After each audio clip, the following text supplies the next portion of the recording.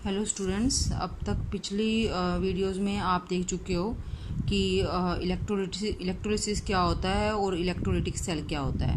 और हमने Faraday's law of electrolysis भी स्टडी किए हैं अच्छे से, और उससे रिलेटेड एग्जांपल भी हमने देखा है किस तरह के न्यूमेरिकल हम सोल्व कर सकते हैं। और अब हमारा नेक्स्ट जो टॉपिक है वो है प्रोडक्ट्स ऑफ इलेक्ट्रोलिसिस। जो इलेक्ट्रोलिसिस जब होगा, जब हम इलेक्ट्रोलिसिस पास करते हैं, इलेक्ट्रिसिटी पास करते हैं इलेक्ट्रोलाइट्स में से, तो क्या प्रोडक्ट्स बनते हैं, एनोड और कैथोड पर क्या रिएक्शंस होती हैं, और फाइनली हमें जो प्रोडक्ट्स हैं वो क्या मिलते हैं। वो प्रोडक्ट्स डिपेंड करते हैं दो थिंग्स पर। First is nature of material being electrolysed, means जो आपका इलेक्ट्रोलाइट है उस पर डिपेंड करता है। इलेक्ट्रोलाइट कैसा है, इलेक्ट्रोलाइट आपने मोल्टन सब्सटेंस लिया है या फिर आपने उसका कोई सोल्यूशन लिया, एक्वस सोल्यूशन लिया या कुछ और लिया, उस पर डिपेंड करता है कि प्रोडक्ट्स ऑफ इलेक्ट्रोलिसिस क्या होंगे, फाइनल प्रोडक्ट्स। और दूसरी चीज़ जो है जिस पर प्रोडक्ट ऑफ इलेक्ट्रोलिसिस डिपेंड करते हैं वो है type of electrodes being used. जो आपने इलेक्ट्रोड्स ली हैं इलेक्ट्रोलिटिक सेल में, किस मटेरियल की आपने वो इलेक्ट्रोड्स लिए हैं। अब जो इलेक्ट्रोड्स होती हैं वो हम दो तरह के मटेरियल्स की ले सकते हैं। वैसे तो मेनली हम किसकी लेते हैं, हम लेते हैं मेटल्स की, ठीक है। जैसे हमने कॉपर मेटल की ले लिया, जिंक मेटल की ले ली, लेकिन कई बार हम इलेक्ट्रोड्स जो हैं वो इनर्ट मेटल्स की लेते हैं, ठीक है। इनर्ट मेटल्स जैसे प्लेटिनम या गोल्ड। अगर हमारे जो इलेक्ट्रोड्स हैं वो इनर्ट हैं, और इनर्ट का मतलब क्या होता है, इनर्ट का मतलब यही होता है कि जो रिएक्ट नहीं करते हैं, जो काफ़ी कम रिएक्टिव हैं।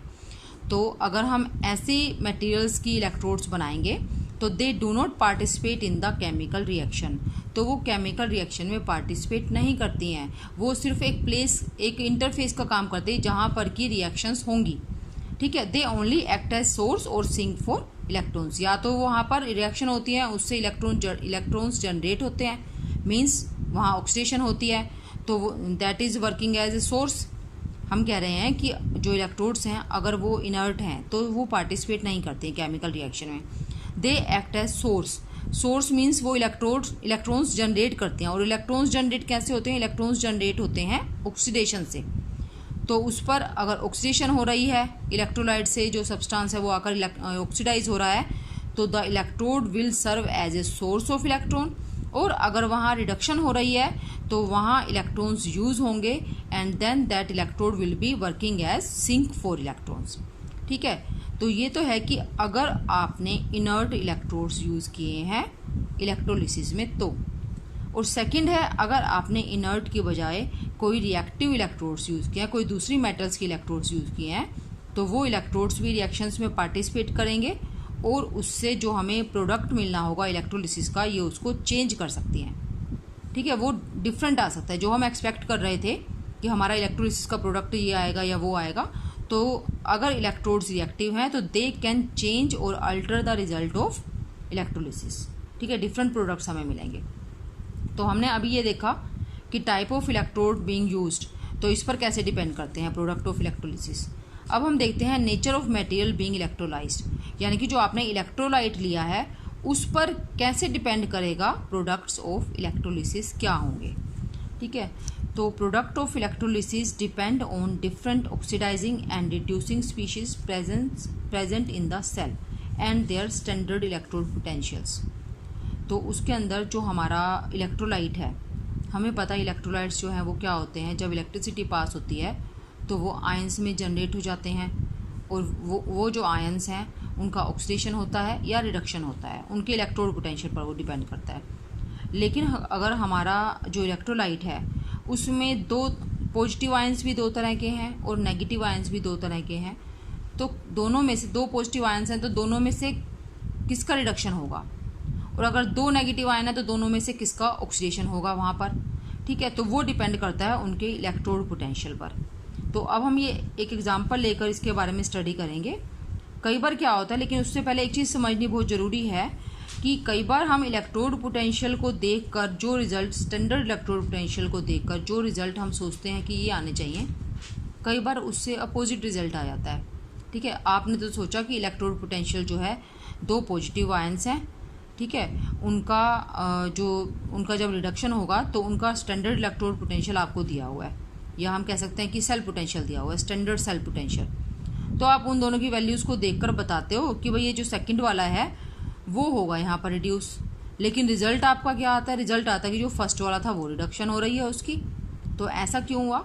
ऐसा इसलिए होता है कि कई इलेक्ट्रोकेमिकल प्रोसेसेस स्पॉन्टेनियस तो होते हैं, लेकिन फिर भी वो इतने स्लो होते हैं कि वो लो वोल्टेज पर होते ही नहीं है, लगता ही नहीं है कि रिएक्शन चल भी रही है।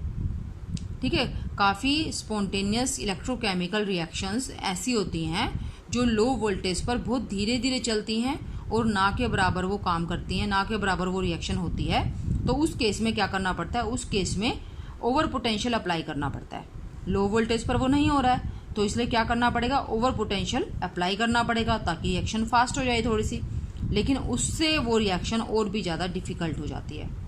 ठीक है, तो उस केस में क्या होता है कि अगर हमारा जो रिजल्ट है इलेक्ट्रोलिसिस का इस रिएक्शन से रिलेटेड आने वाला था तो वो नहीं आता, बल्कि दूसरी रिएक्शन से रिलेटेड हमारा इलेक्ट्रोलिसिस का प्रोडक्ट आ जाता है। तो इसके लिए एक बेस्ट एग्जांपल हमने चूज़ किया है, हम उसके बारे में स्टडी करेंगे। तो कि अगर हमने मटेरियल जो है वो हमारा कैसा होना चाहिए जिससे कि हम डिज़ायर्ड इलेक्ट्रोलिसिस प्रोडक्ट्स हमें मिल जाए, जो हम चाहते हैं हमें वही प्रोडक्ट्स मिलें, उसके लिए हमें किस तरह का मटेरियल चूज़ करना चाहिए। ठीक है, आपने 10th क्लास में भी किया था कि अगर हम सोडियम क्लोराइड जो है वो मोल्टन स्टेट में लेते हैं, मींस लिक्विड सोडियम क्लोराइड। ठीक है, सोडियम क्लोराइड को मेल्ट कर लिया तो वो मोल्टन सोडियम क्लोराइड पिघली हुई अवस्था में आ गया। तो अगर हम वो लेते हैं तो हमारे प्रोडक्ट्स क्या होंगे इलेक्ट्रोलिसिस के। लेकिन अगर हमने सोडियम क्लोराइड का एक्वस सॉल्यूशन ले लिया, सोडियम क्लोराइड को हम वाटर में डिज़ोल्व करते हैं और उस सॉल्यूशन को हम एज ए इलेक्ट्रोलाइट लेते हैं, तो हमारे रिजल्ट्स कुछ और आते हैं। ठीक है, आपने ये क्लोर शार्प अभिक्रिया 10th क्लास में की थी, तो उसमें आपने एक्वस सोडियम क्लोराइड का इलेक्ट्रोलिसिस के बारे में पढ़ा था कि क्या रिजल्ट्स हमें मिलते हैं। ये तो आपको पता ही है कि सॉलिड स्टेट में जो आयनिक सब्सटेंसेस हैं वो भी इलेक्ट्रिसिटी कंडक्ट नहीं करते हैं। आपने आयनिक कंपाउंड्स के प्रॉपर्टीज़ भी स्टडी की हुई हैं 10th क्लास में, और वहाँ आपने ये पढ़ा था कि आयनिक कंपाउंड्स जो है ना वो काफ़ी अच्छे कंडक्टर्स हैं इलेक्ट्रिसिटी के, but not in solid state. लेकिन वो सॉलिड स्टेट में इलेक्ट्रिसिटी कंडक्ट नहीं करते हैं। वो इलेक्ट्रिसिटी कंडक्ट तभी करते हैं अगर हम उनको मोल्टन स्टेट में लेते हैं, यानी कि पिघली हुई अवस्था में लेते हैं, या फिर हम उनका एक्वस सॉल्यूशन लेते हैं, तो ही वो इलेक्ट्रिसिटी कंडक्ट करते हैं। तो अब हम वही एग्जांपल हम ले रहे हैं सोडियम क्लोराइड का। पहले हम देखेंगे कि अगर हम मोल्टन सोडियम क्लोराइड लेते हैं तो हमारे इलेक्ट्रोलिसिस के प्रोडक्ट्स क्या होंगे। तो हमें देखते हैं कि अगर हमारे पास मोल्टन सोडियम क्लोराइड है तो जब इलेक्ट्रिसिटी पास की जाती है तो sodium chloride dissociate into its ions, sodium ion and chloride ion. अब हमारी एनोड पर क्या होता है, एनोड पर एनायंस जाते हैं और एनायंस का ऑक्सीडेशन होता है। तो जो एनायन है, एनायन जाएंगे, एनायन क्या, सिर्फ एक ही टाइप का हमारे पास जो इलेक्ट्रोलाइट है, इलेक्ट्रोलाइट में सिर्फ सोडियम आयंस हैं और क्लोराइड आयन है, यानी कि नेगेटिव आयन कितने हैं, only one type of negative ions.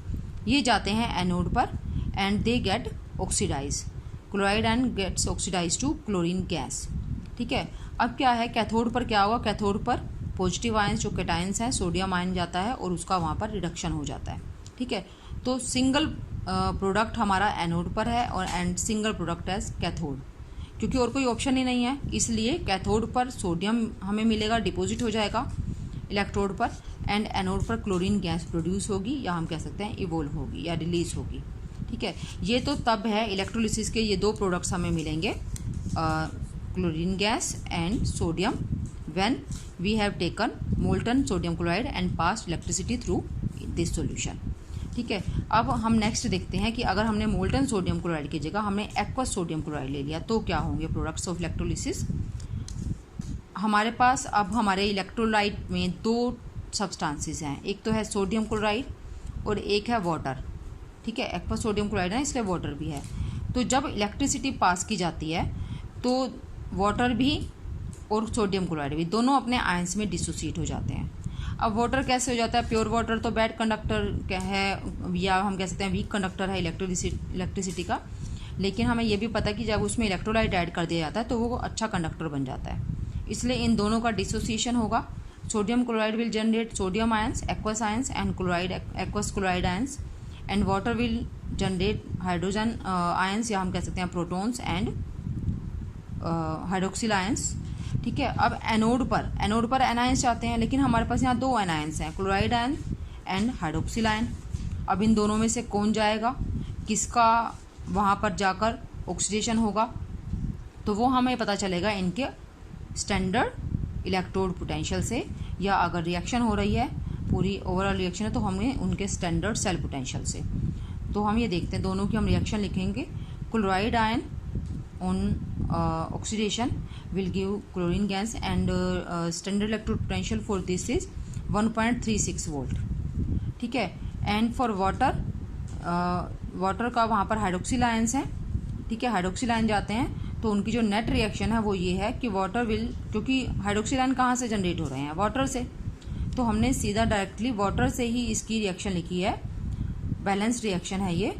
Water will give oxygen gas, 4 hydrogen ions and 4 electrons, और इसकी जो स्टैंडर्ड सेल पोटेंशियल है वो है 1.23 वोल्ट। अब ये प्रोसेस क्या है, ये प्रोसेस है हमारा ऑक्सीडेशन का।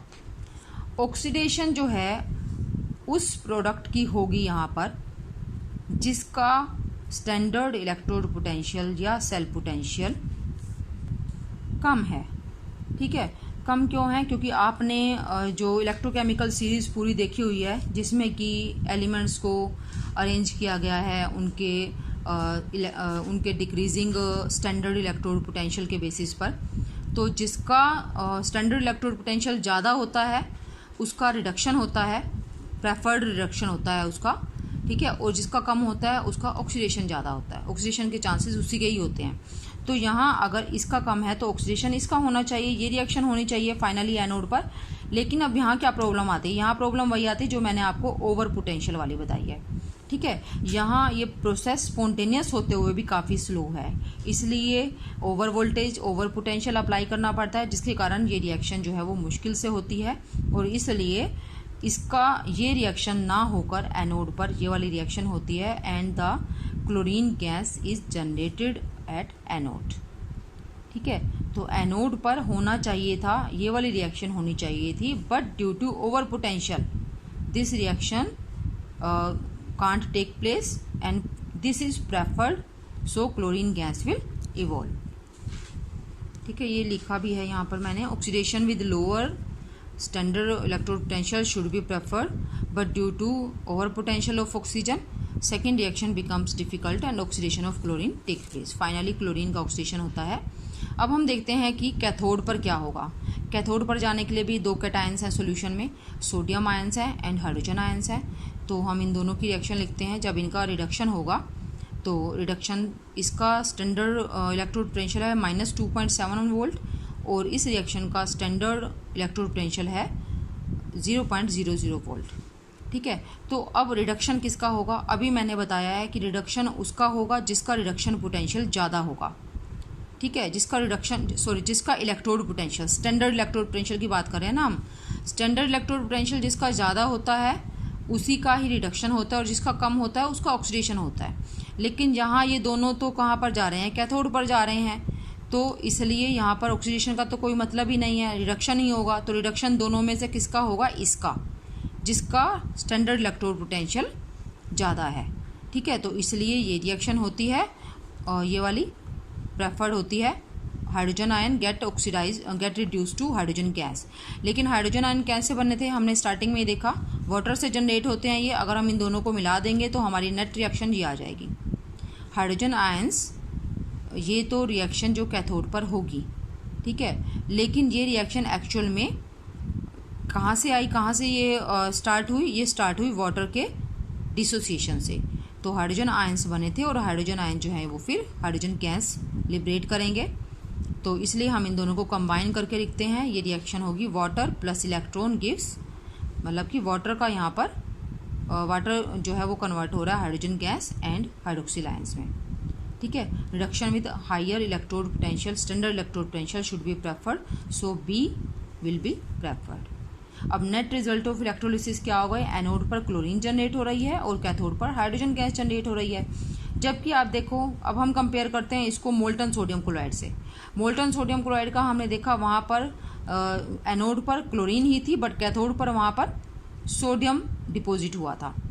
ठीक है, लेकिन यहाँ पर एक्वस सोडियम क्लोराइड लेने के कारण कैथोड पर प्रोडक्ट जो है वो चेंज हो गया और सोडियम की बजाय हाइड्रोजन गैस जनरेट हो रही है, और जो सोडियम आयंस थे वो और जो हाइड्रोक्सिल आयन थे वो दोनों सॉल्यूशन में ही रह जाते हैं, and this can be used as sodium hydroxide.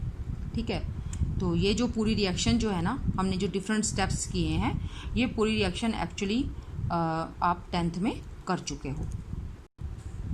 तो अब हम नेट रिएक्शन लिखते हैं। ओवरऑल रिएक्शन क्या होगी, ये तो हमने देखा कि एनोड पर क्या होगा, कैथोड पर होगा क्या होगा, लेकिन इलेक्ट्रोलिसिस का टोटल हम लिखेंगे कि रिएक्टेंट्स क्या थे और प्रोडक्ट्स हमें क्या मिले। तो सोडियम क्लोराइड का एक्वस सॉल्यूशन जो है उसका डिसोसिएशन होता है, तो sodium ions aqueous and aqueous chloride ions generate होते हैं। कैथोड पर ये रिएक्शन होती है और एनोड पर ये रिएक्शन होती है। तो जब आप इन तीनों का सम अप करोगे, इन तीनों को, ठीक है, बैलेंस करके आप इनको ऐड करोगे, तो हमारा जो ओवरऑल रिएक्शन है वो आएगी sodium chloride aqueous plus water. यही तो थे हमारे रिएक्टेंट्स। ठीक है, एक्वस सोडियम क्लोराइड था ना, तो उसमें एक्वस सोडियम क्लोराइड का मतलब कि वाटर भी है, यही हमारे रिएक्टेंट से। और प्रोडक्ट हमें क्या मिले, सोडियम आयंस एक्वस जो कि सोल्यूशन में है, हाइड्रोजन गैस कहाँ जनरेट हुई है, हमारी हाइड्रोजन गैस प्रोड्यूस हुई है कैथोड पर, क्लोरीन गैस जो कि प्रोड्यूस हुई है हमारे एनोड पर, और हाइड्रोक्सिल आयन जो सोल्यूशन में ही रह जाते हैं। ठीक है, ये है net result of electrolysis of aqueous sodium chloride. अब हम एक और एग्जांपल देख लेते हैं। सल्फ्यूरिक एसिड है, जैसे अगर सल्फ्यूरिक एसिड का इलेक्ट्रोलिसिस होता है ना, तो एनोड पर 2 रिएक्शंस पॉसिबल होती हैं। ठीक है, एक्वा सल्फ्यूरिक एसिड ही होगा ये, क्योंकि सल्फ्यूरिक एसिड प्योर तो नहीं लेंगे, एक्वा सल्फ्यूरिक एसिड होगा। तो एक्वा सल्फ्यूरिक एसिड होगा तो उसमें सल्फ्यूरिक एसिड जो है वो भी हाइड्रोजन आयंस और सल्फेट आयंस देगा, और वाटर भी hydrogen ions and sulphate ion देगा। तो हाइड्रोजन आयंस ही हैं सिर्फ, पॉजिटिव आयंस तो, इसलिए कैथोड पर तो एक ही चीज़ है, सिंगल चीज़ हाइड्रोजन गैस जनरेट होगी, जैसे आपने अभी इसमें देखा। ठीक है, कि कैथोड पर हाइड्रोजन गैस जनरेट होगी, क्योंकि सॉल्यूशन में पॉजिटिव आयंस कौन से हैं, सिर्फ हाइड्रोजन आयन। लेकिन नेगेटिव आयंस 2 तरह के हैं। नेगेटिव आयंस हाइड्रोक्सिल आयंस भी हैं, OH आयन जो कि वाटर से जनरेट हुए, और सल्फेट आयंस भी हैं जो कि सल्फ्यूरिक एसिड से जनरेट हुए। तो ये 2 रिएक्शंस पॉसिबल हैं एनोड पर। अगर हम इनका स्टैंडर्ड सेल पोटेंशियल देखें यहाँ पर, तो वो क्या बताएगा हमें, एनोड पर क्या रिएक्शन होनी चाहिए इन दोनों में से। अब यहाँ पर एक चीज़ ये आ जाती है कि अगर सॉल्यूशन काफ़ी ज़्यादा डाइल्यूट है, सॉल्यूशन काफ़ी डाइल्यूट का मतलब उसमें वाटर का अमाउंट ज़्यादा है, तो ये रिएक्शन होती है। ठीक है, लेकिन अगर हमारा सॉल्यूशन कंसनट्रेटेड है तो ये वाली रिएक्शन होती है, क्योंकि वाटर उस केस में कम है, इसलिए ये रिएक्शन होगी। ठीक है, तो इस तरह से कई सारे फैक्टर्स होते हैं। मेनली तो इसके 2 ही फैक्टर्स हैं, नेचर ऑफ इलेक्ट्रोड और nature of electrolyte, type of electrolyte that is to be electrolysed, उन पर डिपेंड करता है प्रोडक्ट ऑफ इलेक्ट्रोलिसिस। लेकिन कई बार ओवर पोटेंशियल का भी बीच में आ जाता है, ओवर पोटेंशियल के कारण भी प्रोडक्ट्स चेंज हो जाते हैं, या फिर इस तरह का कुछ है कि अगर सोल्यूशन डाइल्यूट है तो ये हो जाएगा, और अगर सोल्यूशन कंसनट्रेटेड है तो सल्फेट आयंस जो है ये वाली रिएक्शन प्रेफरेबली होगी। ठीक है, तो इस तरह से हम डिसाइड करते हैं। बट मतलब मेन जो फैक्टर्स है ना, उनको देखकर आप पता लगा सकते हो, आप इजीली बता सकते हो इलेक्ट्रोड पोटेंशियल के साथ देखकर कि कौन सी रिएक्शन होगी और प्रोडक्ट्स आपको इलेक्ट्रोलिसिस के क्या मिलेंगे। That's all for this, thank you.